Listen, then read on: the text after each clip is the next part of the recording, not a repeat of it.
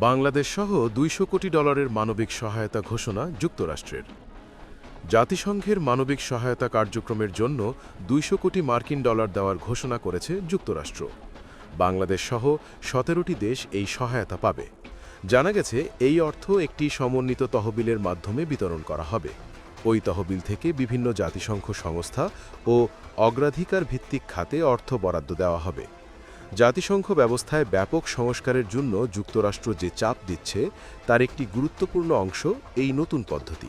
তবে এই ব্যবস্থায় উদ্বেগ প্রকাশ করেছেন মানবিক সহায়তা খাতে কর্মরত অনেকেই। তাদের আশঙ্কা, এতে বিভিন্ন কর্মসূচি ও সেবায় বড় ধরনের কাটছাঁট হতে পারে।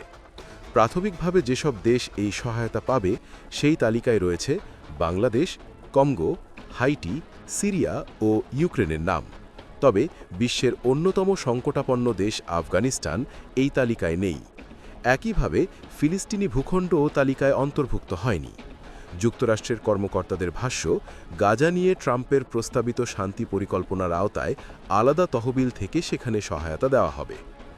জাতিসংঘের তথ্যানুযায়ী সাম্প্রতিক বছরগুলোতে জাতিসংঘ সমর্থিত মানবিক কর্মসূচিতে যুক্তরাষ্ট্রের বার্ষিক সহায়তা সর্বোচ্চ $17 বিলিয়ন পৌঁছেছিল।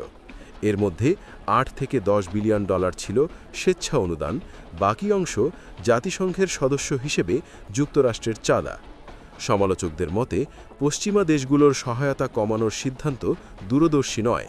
এতে কোটি কোটি মানুষ অনাহার, বাস্তুচ্যুতি ও রোগের ঝুঁকিতে পড়ছে এবং বিশ্বজুড়ে যুক্তরাষ্ট্রের প্রভাবও ক্ষতিগ্রস্ত হচ্ছে।